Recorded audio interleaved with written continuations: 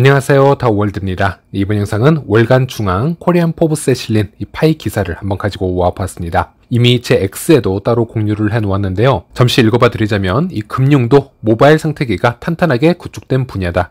은행 업무는 물론 결제, 투자, 부동산, 가상화폐 등 대부분의 금융 서비스가 이 모바일에서 이루어진다. 전체 사용자 규모가 4,400만 명에 달하는 이 모바일 금융권 시장에 대한 이 데이터 분석글이 되어 있고요. 이 긴 데이터 분석글에 이제 파이 네트워크도 소개가 되어서 제가 잠시 공유를 해드리는 것인데요. 상당히 긴 내용이기 때문에 제가 몇 줄로 핵심만 요약을 해보자면요. 한국의 모바일 금융 생태계가 성장하면서 이 토스와 카카오뱅크가 주도권을 잡고 있다는 부분이고, 토스와 카카오뱅크는 약 1722만 명과 1629만 명의 사용자를 확보를 하였고, 삼성페이를 제치고 1위와 2위에 올랐다라는 부분, 특히 10대 이하 사용자 증가가 두드러진다라는 부분, 그리고 두 앱의 교차 사용자도 크게 늘었는데 삼성페이는 여전히 송금, 결제 분야에서는 압도적인 우위를 유지하고 있으며, 네이버페이는 삼성페이와 연동 후에 사용자 수가 급증했다라는 부분을 알 수 있었습니다. 증권 투자 분야에서는 KB증권이 1위를 차지했고, 다양한 차별화된 서비스를 제공하면서 경쟁을 이어가고 있다. 이렇게 요약을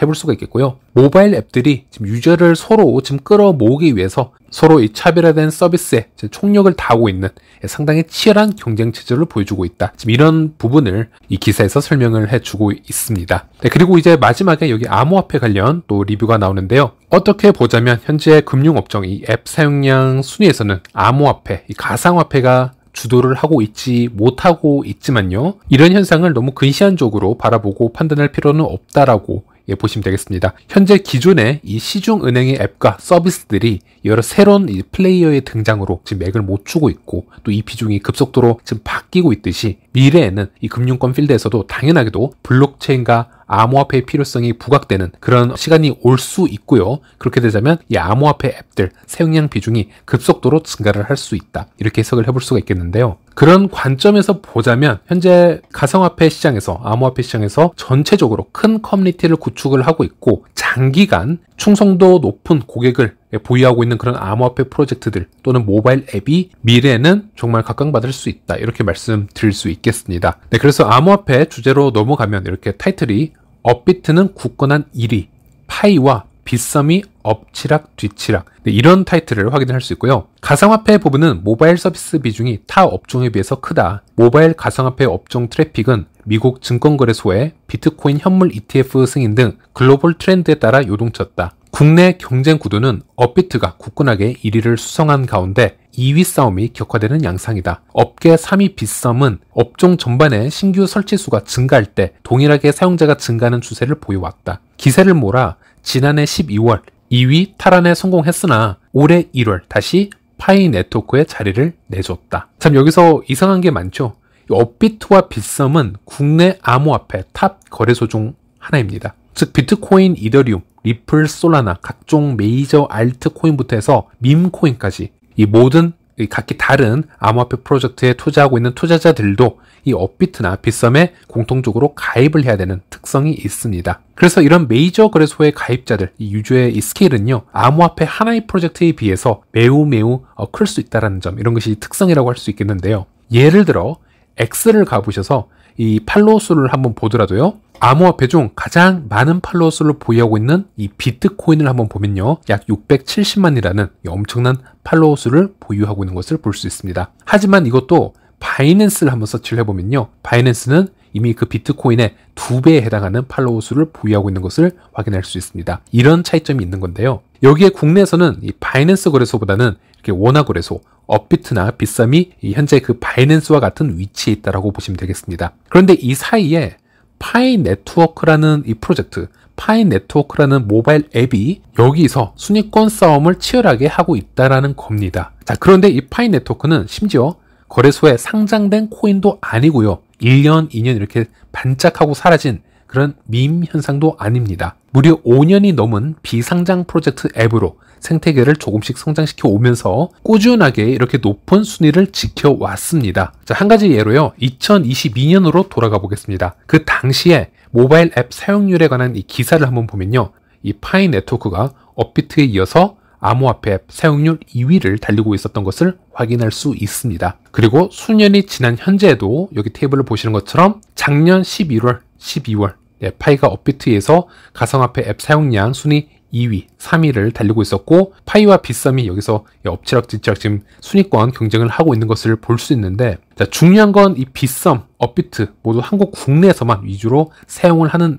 이 거래소 앱이고요. 파이는 이 국내에서만 유명한 앱이 아닙니다. 글로벌적으로 사용이 되는 앱이고 이미 다운로드 수를 보자면요, 수년 전에 1억 다운로드를 넘긴 지가 상당히 오래되었습니다. 하지만 파이코어 팀은 또 이런 다운로드 수를 프로모션하고 있지는 않고요. 인게이지 유저라고 해서 어느 정도 사용량에 도달한 유저층만 파악을 해서 프로모션을 하는데요. 최근 발표 이 공지를 보면요, 6천만 명으로 얘기를 하고 있습니다. 그래서 오픈 매니스로 가게 된다면 아마 파이 네트워크는 1억 명 인게이지 유저로 도달하는 건 크게 어렵지 않은 일이 될 것이라고 저는 예측을 하고 있습니다. 그리고 이런 차트를 보면서도 좀 더 넓은 관점으로도 분석을 해볼 수가 있어야겠는데요.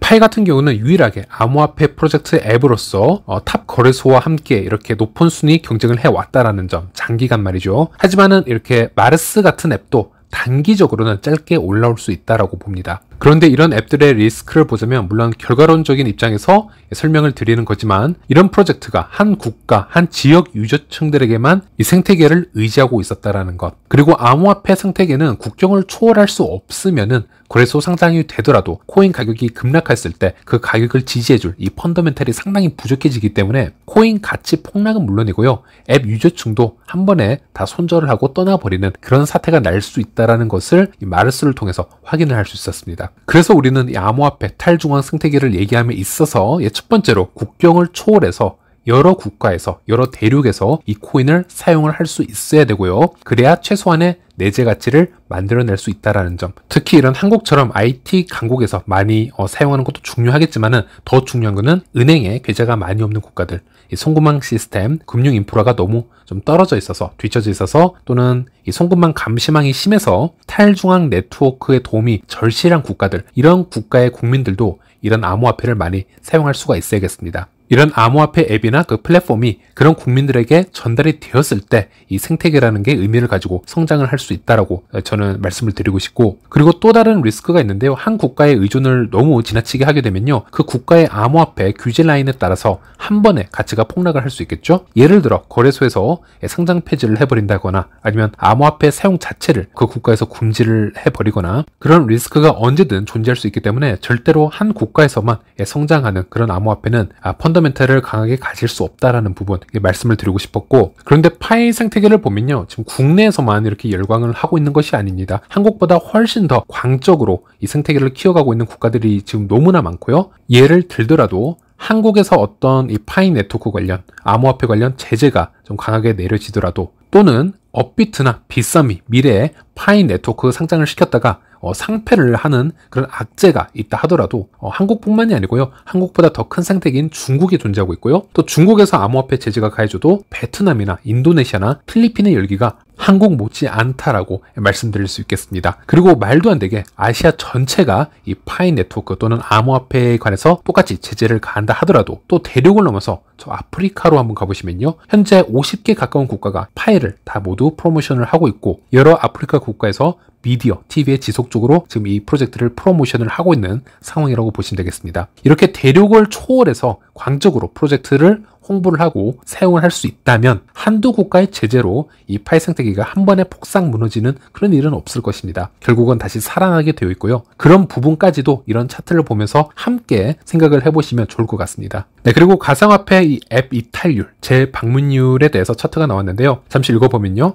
신규 설치 8주 이후에 사용자들의 재방문율, 평균율을 분석한 결과에도 업비트는 38.1%, 파이 네트워크는 57.9%를 기록한 데 반해서 빗썸은 21.9%에 그쳤다. 앱을 설치하고 8주가 경과했을 때 경쟁 서비스에 비해서 재방문할 확률이 이 빗썸이 상대적으로 떨어진다는 의미이다 라고 얘기를 하고 있고요. 그래서 다르게 해석을 하자면 거래소 앱에 비해서 파이의 재방문율이 훨씬 더 높다라는 것으로 나와 있습니다. 또 여기 보시는 이 차트는 앱 이탈률에 관한 것인데, 파이가 업비트 빗썸보다 훨씬 낮은 유저 이탈률을 보여주고 있습니다. 그만큼 파이가 장기적으로 경쟁력을 보여왔다라는 것이죠. 자, 여기까지 한번 기사를 읽어보면요, 제가 지금 어떤 느낌이 들었냐면요, 일단 파이 유튜버로서 정말 큰 자부심이 느껴졌습니다. 네, 우리 파이머니는 이 디지털 머니 또는 웹 3.0의 이 스마트 머니 등등 여러 가지로 지금 표현이 되고 있는데, 그리고 그런 비전을 이루어내기 위해서 가장 핵심적인 부분이 바로 이 엄청난 유저의 참여, 이 부분이 가장 중요하다고 할 수 있겠습니다. 파이는 오랜 기간 동안 이것을 현실화시켜 왔고 현재도 지금 잘 진행을 하고 있습니다. 그리고 여러분은 그렇게 잘 되어가고 있는 그 프로그레스를 하나씩 확인하고 있는 과정이다, 이렇게 보시면 되겠습니다. 제가 만약 이 파이 프로젝트를 몰랐고요, 현재까지도 모르고 있고 암호화폐에 큰 관심이 없는 사람이라고 가정을 해보더라도 이 기사를 오늘 이렇게 보게 된다면요, 그리고 데이터를 조금이라도 해석을 할 수 있는 사람이라면 당연히 저는 오늘 파이를 한번 설치를 해볼 것 같습니다. 이렇게 긴 시간 동안 데이터가 지금 증명을 해주고 있는데 아직도 이 미래를 보지 못하는 분들이 참 많다라는 부분은 참 아쉽다라고 제가 표현할 수밖에 없겠고요. 또 이렇게 커뮤니티가 급속도로 성장을 하면 단순 코인의 가치만 논할 게 아니고요, 이 사람이 참여하는 이 네트워크 자체에서 또 큰 가치를 만들어갈 수 있다는 것, 이 부분도 이해를 할 수 있어야 됩니다. 파이 생태계는 비즈니스 종사자들 그 나름대로의 프로모션 채널이 될 수 있고요, 여기에 유입이 될 수가 있습니다. 또는 어떤 인맥 네트워크가 필요한 사람에게도 이 파이 네트워크는 아주 유용하게 사용이 될 수도 있을 겁니다. 단순 이렇게 송금 결제망으로만 생각을 할 것이 아니라 이제는 이 파이를 이 플랫폼 비즈니스로도 좀 확장을 하셨으면 그런 말씀을 드리면서 영상을 마치도록 하겠습니다. 파이는 무조건 하셔야 되는 거다, 이런 말씀을 드리면서 이번 영상은 여기서 마치도록 하겠습니다. 시청해주셔서 감사합니다.